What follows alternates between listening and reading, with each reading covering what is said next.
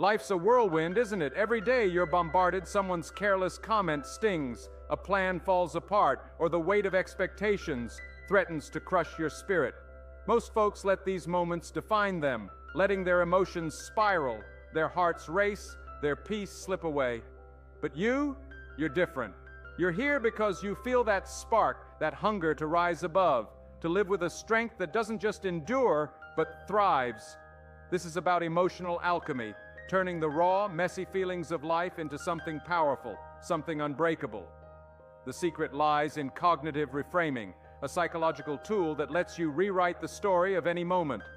When someone cuts you off in traffic or a coworker throws shade, you don't have to let it hijack your heart. Instead, you pause, breathe, and choose your response. That choice is your superpower. It's what separates the reactive from the resilient, the ordinary from the extraordinary. Picture this. You're at a family gathering and someone, a relative maybe, takes a jab at your dreams. You'll never make it, they sneer, their words laced with doubt. Your pulse quickens, your chest tightens. The old you might have snapped back, desperate to prove them wrong, or worse, retreated into a spiral of self-doubt. But the new you, the one we're building here, does something different. You smile, soft but unshakable, and let the silence speak. That's pattern interruption, an NLP technique that flips the emotional script. Their words expect a reaction, but you give them nothing. You walk away, heart steady, spirit untouched. In that moment, you've claimed victory, not by fighting, but by refusing to let their negativity rent space in your soul. This is emotional sovereignty, and it's a feeling so liberating, so empowering, that it'll make your heart soar. Now let's talk about why this matters. In America today, we're surrounded by noise, social media, opinions, the pressure to be perfect, to have it all together. It's easy to feel like you're drowning, like every setback is a personal attack on your worth. But here's the truth, rooted in psychological science.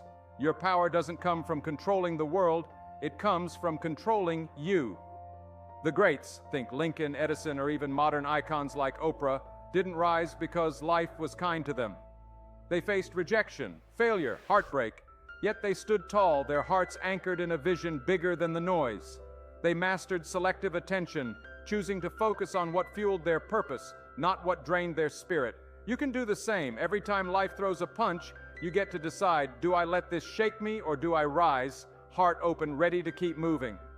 Building this mindset is like training for a marathon. It takes daily work, a commitment to mental conditioning. Start with the small moments, the ones that tug at your emotions. Maybe it's a rude email from a boss or a friend who lets you down.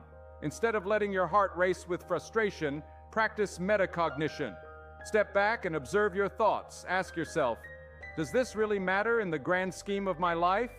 More often than not, it doesn't. This isn't about bottling up your feelings. It's about emotional regulation, letting yourself feel the hurt, the anger, but choosing not to let it steer your ship.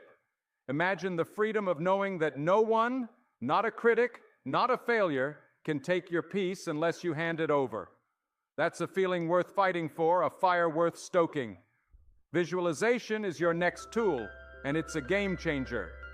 Close your eyes and see yourself as the person you want to be. Someone who walks into a room, heart steady, radiating quiet confidence.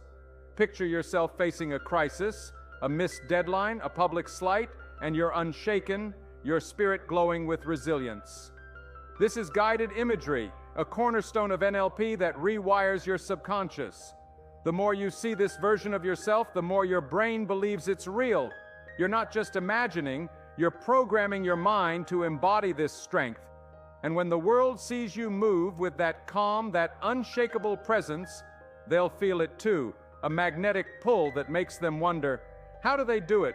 How do they stay so steady when everything's falling apart? That's your heart's victory, shining through. Let's get real about silence because it's one of the most powerful weapons in your arsenal. In a culture that's always shouting, tweeting, posting, arguing, silence is your secret edge. It's strategic ambiguity, a psychological tactic that shifts the power dynamic. When someone tries to provoke you, whether it's a colleague's jab or a stranger's rudeness, don't rush to fill the void. Let the silence stretch. Watch their discomfort grow as they scramble to read you, to figure out why you're not rattled, Imagine you're in a heated negotiation, and the other side throws out a lowball offer. Instead of countering immediately, you pause, eyes steady, heart calm. They start fidgeting, second-guessing, maybe even backtracking. Why? Because silence creates cognitive dissonance. It's unsettling, and that gives you the upper hand. Your silence isn't weakness. It's a declaration that you're in control, and that control feels like pure, unshakable power. Pressure's another beast, but it's also your proving ground. Life doesn't care about your plans. It'll throw curveballs from a sudden job loss to a betrayal that cuts deep. Most people crumble, their hearts racing with panic, their spirits crushed by the weight of it all. But you're going to lean into radical acceptance. You can't control the storm, but you can control how you move through it. This is where your prefrontal cortex kicks in, the part of your brain that handles logic over emotion. When pressure hits, take a deep breath, feel your heart slow, and choose response over reaction. Think of a firefighter rushing into a blaze. Not reckless, but deliberate, their training overriding fear. That's you, navigating life's fires, with a heart full of courage and a mind sharp with clarity. Practice this in small moments, traffic jams, missed deadlines. And soon, you'll face bigger storms with the same steady pulse. Criticism can feel like a dagger to the heart, but it doesn't have to be. In America, we're taught to care what everyone thinks, to measure our worth by likes and followers. But here's the psychological truth. Criticism only hurts if you let it in. Use cognitive filtering. Sort through the noise like a prospector panning for gold. Is this feedback from someone who's earned your respect? Someone who's walked your path? If so, let it sharpen you. Let it fuel your growth. But if it's just venom from a stranger or a jealous colleague, let it slide off. Picture yourself as a lighthouse, standing firm against crashing waves. The storm rages, but you remain untouched, your light burning bright.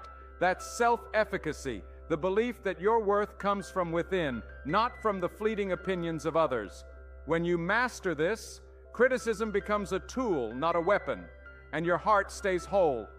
Letting go is where the real magic happens, and it's a journey that touches the soul.